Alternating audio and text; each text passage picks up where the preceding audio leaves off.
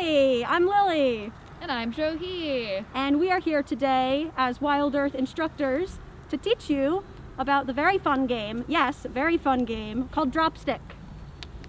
Yes, so this is a fun game, and there's a lot we can say about it, but I think first we're gonna just role model it for you, and then we'll break it down afterwards. So, Johee, if you will please raise the Dropstick up, please.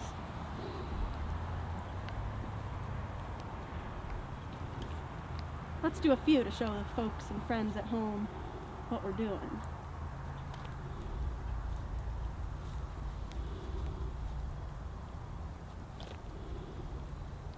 And one more for good measure.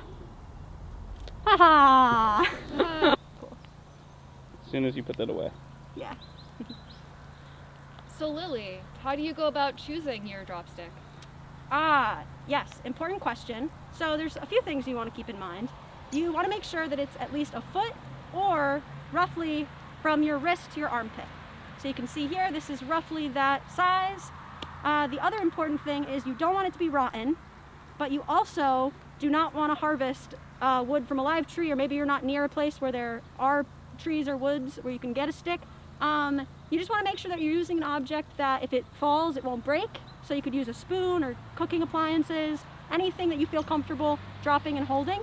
How should you place your hands? Yeah, yeah, totally. So the way that Johee has them right now is perfect, or just about as close as you can get to perfect, because what the alternative is, what you don't want to do, is holding it. Yeah, and when Johee's holding it with her hands, the correct way, all she has to do is slightly move to make that stick fall. And so we will demonstrate with the proper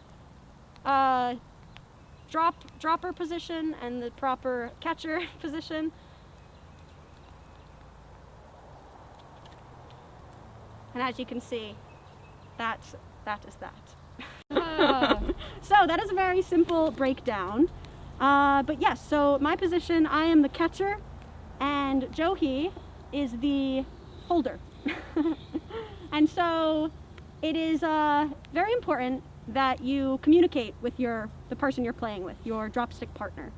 And so I guess here's a good segue. Johee, is there anything that I had missed in that kind of quite quick rundown that you want to add? Well, I'm wondering if it might be more challenging for you, since you look like you're really good at this. I'm wondering if it might be more challenging if your thumbs were placed differently, or if your hand was further away from the stick. That's a great question. Let's give it a try. So, yeah. An important thing to note is that you always want your thumb horizontal. You don't want it vertical, because that makes it too easy to grab the stick. So like Johee said, we're going to try it out a few times like this and a few times like this. And if you see my hand shaking, and if your hand's shaking, that's okay. It means that you're really into it. And you're focusing all your energy. It's so exciting. So exciting. So remembering that verbal communication is very important in all places of life, but especially here in Dropstick. So if Johee, if you'll raise it a little bit, please. Thank you. And we're going to try it this way first. So thumb straight and out. Okay, let's see. Let's maybe do a few more of those. So with the thumb like so. Okay. And now we're going to try it. What would we say? I guess this is like an L, and this is like a mitten, because your thumb is connected. Is that good? Do you think that? Sure. Was that harder for you? It was. Let's see. Let's do it again. And maybe I can focus in on what made it more difficult. Yeah, that's fascinating. Wow. So, Johee, I'm curious to know if you saw any difference from the catcher, or excuse me, from the dropstick holder point of view. Did it look, yeah. Yeah, well, it would appear that if your thumb is not already out, you have to take that time to extend it to use it to catch the stick. Yeah. So it takes a little extra effort. Yes. And and that absolutely is what I felt. It felt more like an effort, whereas when my thumb's already extended and properly, up and not down, it's that's the perfect spot, right in the middle. A little bit about my story. When I was a camper at Wild Earth, I really was entertained by Dropstick. I thought it was a very simple game, but it was very cool. And the instructors at the time, who were really good at it, I was really impressed.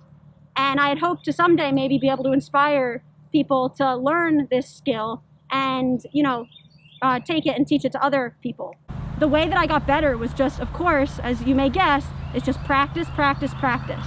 I learned really quickly, and this is actually my secret, and I'm a little hesitant to maybe tell you my secret, but maybe it'll reach some of you and you'll do it. But I practiced so much that I learned that when the drop stick, so Johee, we're gonna actually example, and this is an example, so drop it whenever you feel, Johee. As soon as that stick hits the ground, instead of making a big deal like, oh, it dropped, it's so sad, oh, what do I do? Nope, none of that. Just as soon as it hits the ground, the less time it spends on the ground, the quicker you can reset it and practice and get better and better. So we're gonna demonstrate what it looks like to when you drop a drop stick, which I'm gonna tell you, 9 times out of 10 when you're starting, that happens. So Johee, whenever you feel ready to go,